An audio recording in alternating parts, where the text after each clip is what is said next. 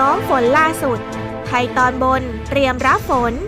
ภาคใต้ยังตกต่อเนื่องสวัสดีค่ะวันศุกร์ที่11พฤศจิกายน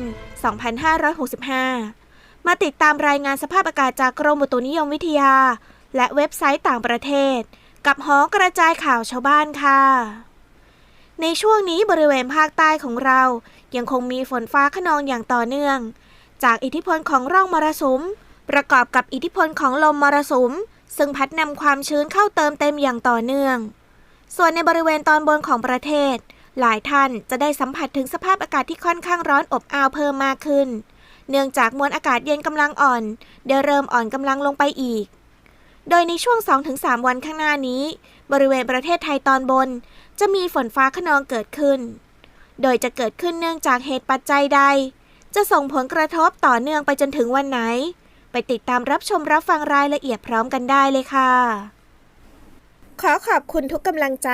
และการติดตามที่มอบให้แอดมินขอขอบคุณทุกการแชร์ที่เห็นว่าคลิปนี้มีประโยชน์กับพ่อแม่พี่น้องทุกท่านนะคะเชิญติดตามรับชมรับฟังได้เลยค่ะ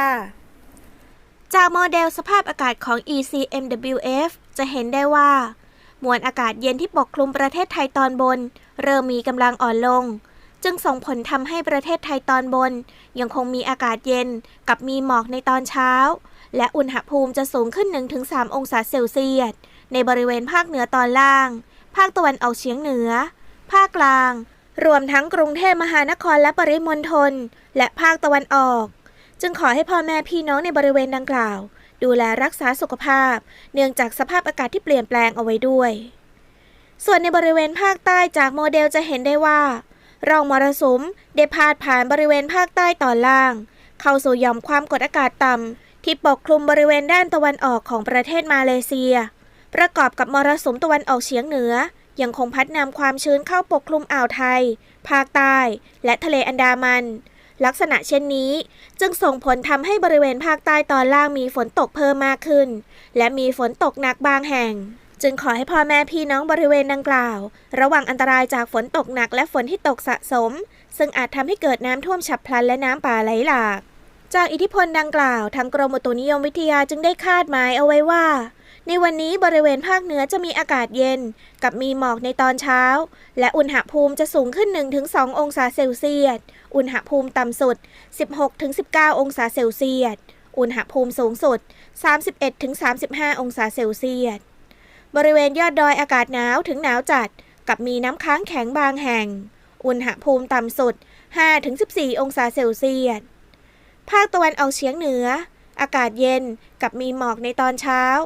และอุณหภูมิจะสูงขึ้น 1-3 องศาเซลเซียสอุณหภูมิต่ำสุด 16-22 องศาเซลเซียสอุณหภูมิสูงสุด 32-34 องศาเซลเซียส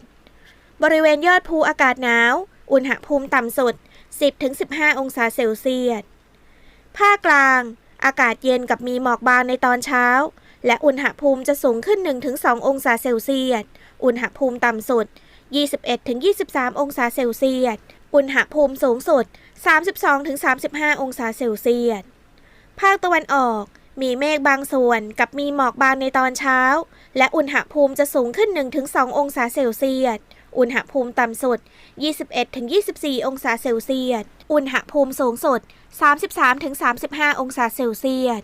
ทะเลมีคลื่นต่ำกว่า 1 เมตรห่างฝั่งคลื่นสูงประมาณ 1 เมตรภาคใต้ฝั่งตะวันออกมีฝนฟ้าคะนอง60%ของพื้นที่และมีฝนตกหนักบางแห่งบริเวณจังหวัดนครศรีธรรมราชพัทลุงสงขลาปัตตานี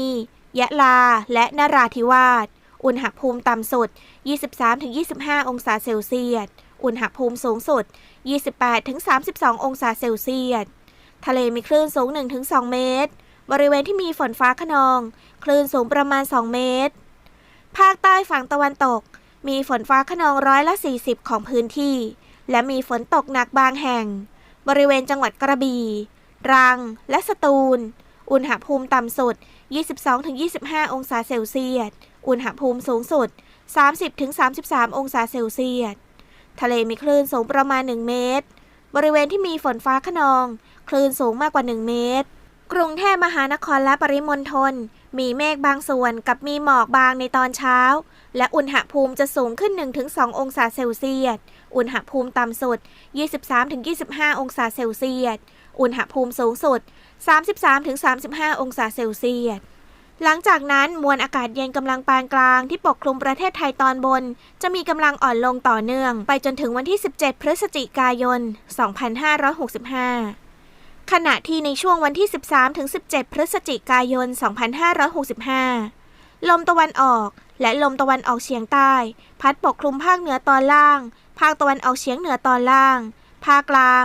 รวมทั้งกรุงเทพมหานครและปริมณฑลและภาคตะวันออกจึงส่งผลทำให้บริเวณประเทศไทยตอนบนยังคงมีอากาศเย็นกับมีหมอกในตอนเช้าและอุณหภูมิจะสูงขึ้นอีก 1-3 องศาเซลเซียสในบริเวณภาคเหนือภาคกลางและภาคตะวันออกส่วนภาคตะวันออกเฉียงเหนืออุณหภูมิจะสูงขึ้น 2-4 องศาเซลเซียสโดยมีฝนฟ้าคะนองบริเวณภาคตะวันออกเฉียงเหนือตอนล่างภาคกลางรวมทั้งกรุงเทพมหานครและปริมณฑลและภาคตะวันออกโดยในช่วงวันที่ 12-17 พฤศจิกายน 2565 บริเวณภาคใต้จะได้รับอิทธิพลจากหย่อมความกดอากาศต่ำที่ปกคลุมประเทศมาเลเซียในขณะที่มรสุมตะวันออกเฉียงเหนือและลมตะวันออกที่พัดปกคลุมอ่าวไทยภาคใต้และทะเลอันดามันอีกทั้งอิทธิพลหลักคือร่องมรสุมที่พาดผ่านบริเวณภาคใต้ตอนล่างจึงส่งผลทำให้บริเวณภาคใต้มีฝนเพิ่มขึ้นและมีฝนตกหนักบางแห่งจากแนวโน้มลักษณะอากาศล่วงหน้าดังกล่าวขอให้พ่อแม่พี่น้องบริเวณประเทศไทยตอนบนดูแลรักษาสุขภาพเนื่องจากสภาพอากาศที่เปลี่ยนแปลงเอาไว้ด้วยส่วนพ่อแม่พี่น้องบริเวณภาคใต้ยังคงต้องเฝ้าระวังอันตรายจากฝนตกหนักและฝนที่ตกสะสมซึ่งอาจทำให้เกิดน้ำท่วมฉับพลันและน้ำป่าไหลหลากอย่างต่อเนื่องโดยเฉพาะในบริเวณพื้นที่ลาดเชิงเขาใกล้ทางน้ำไหลผ่านและพื้นที่ลุ่มเอาไว้ด้วยสำหรับพ่อแม่พี่น้องชาวเรือในบริเวณทะเลอันดามันและอ่าวไทยควรเดินเรือด้วยความระมัดระวังและหลีกเลี่ยงการเดินเรือในบริเวณที่มีฝนฟ้าคะนองพร้อมทั้งขอให้พ่อแม่พี่น้องทุกท่านดูแลรักษาสุขภาพเอาไว้ด้วยสุดท้ายนี้ต้องขอบคุณทุกท่านที่ร่วมรับชมคลิปของเราขอบคุณทุกท่านที่ร่วมคอมเมนต์รายงานสภาพอากาศร่วมกันกดไลค์กดแชร์เพื่อเป็นการกระจายข่าวสารให้เกิดประโยชน์กับพ่อแม่พี่น้องท่านอื่นๆนะคะขอให้ทุกท่านมีความสุขสุขภาพแข็งแรงเฮงๆรวยๆด้วยความรักและห่วงใย